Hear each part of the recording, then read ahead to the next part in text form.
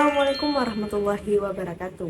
Perkenalkan, nama saya Askia Rizkina. Saya mahasiswi semester 5 yang berasal dari Kampus Peradaban UIN Sultanah Naharasiah Loks Mawé. Sebelumnya, penghormatan saya kepada Ibu Istiqomah SPD MPD selaku dosen pengampu mata kuliah Metodologi Penelitian Pendidikan Bahasa Indonesia. Pada video kali ini, saya akan membahas sedikit materi tentang penelitian bahasa. Penasaran? Simak videonya. Dalam penelitian bahasa, pemilihan metode yang tepat menjadi hal yang sangat penting agar hasil penelitian dapat dipertanggungjawabkan secara ilmiah.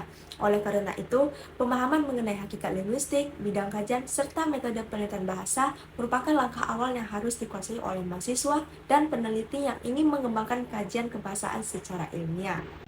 Pada materi ini terdapat 5 bagian pembahasan. Yang pertama, hakikat penelitian linguistik. Yang kedua, bidang dan fokus kajian.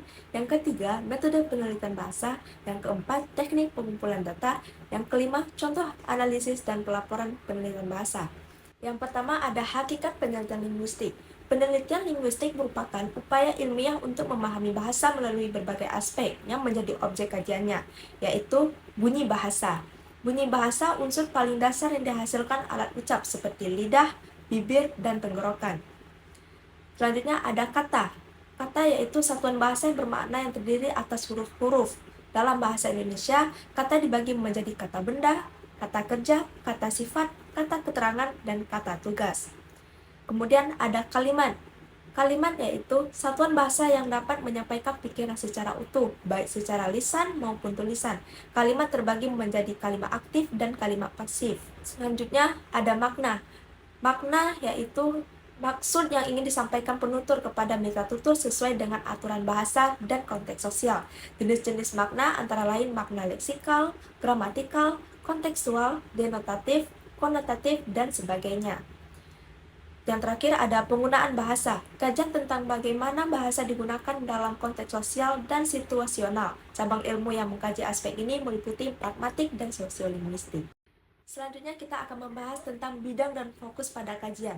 Linguistik memiliki bidang kajian yang sangat luas, antara lain yang pertama, fonologi, yaitu mempelajari bunyi bahasa mencakup fonetik dan fonemik. Yang kedua, morfologi, yaitu mengkaji bentuk kata dan morfem. Yang ketiga ada sintaksis, yang mempelajari hubungan antar kata dalam frasa, glosa, dan kalimat. Yang keempat ada semantik, yaitu mengkaji makna pada kata, frasa, kalimat, serta makna dalam konteks. Yang kelima ada pragmatik, yang mempelajari bagaimana bahasa digunakan dalam komunikasi, mencakup preposisi, implikatur, dan interliman.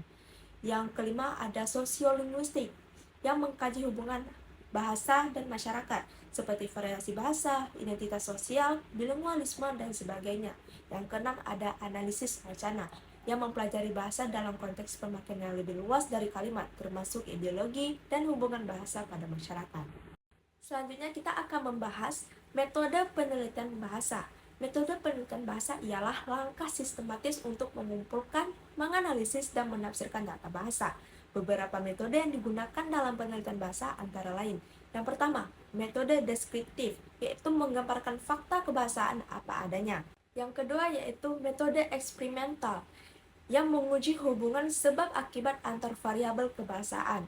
Yang ketiga ada metode historis komparatif, yaitu menelusuri asal-usul kekerabatan antar bahasa.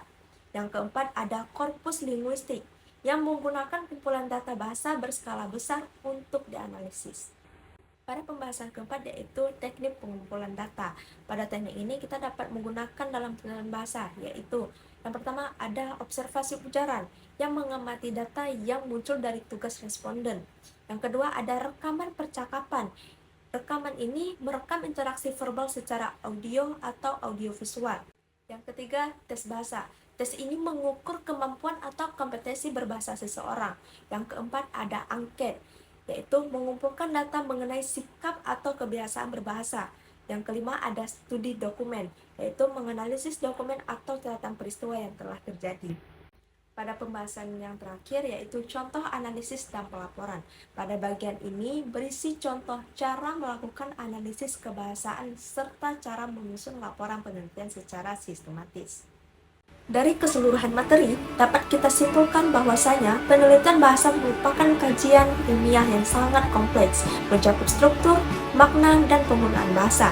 Dengan memahami bidang-bidang linguistik serta metode dan teknik penelitian, seorang peneliti dapat menghasilkan kajian kebahasaan yang sangat valid, sistematis, dan bermanfaat bagi pengembangan ilmu linguistik maupun dalam pendidikan bahasa Indonesia. Nah, jadi begitu teman-teman. Saya berharap dengan penjelasan ini dapat membantu teman-teman semua memahami bagaimana penelitian dalam bahasa dilakukan. Dan tentu saja tidak hanya penelitian bahasa, teman-teman juga bisa mempelajari berbagai jenis penelitian lainnya yang cakupannya lebih luas. Terima kasih sudah menyimak sampai akhir. Saya berharap materi tentang penelitian bahasa ini dapat memberikan wawasan baru kepada teman-teman dan menambah pemahaman kita semua. Sampai jumpa pada kesempatan berikutnya. Wassalamualaikum warahmatullahi wabarakatuh.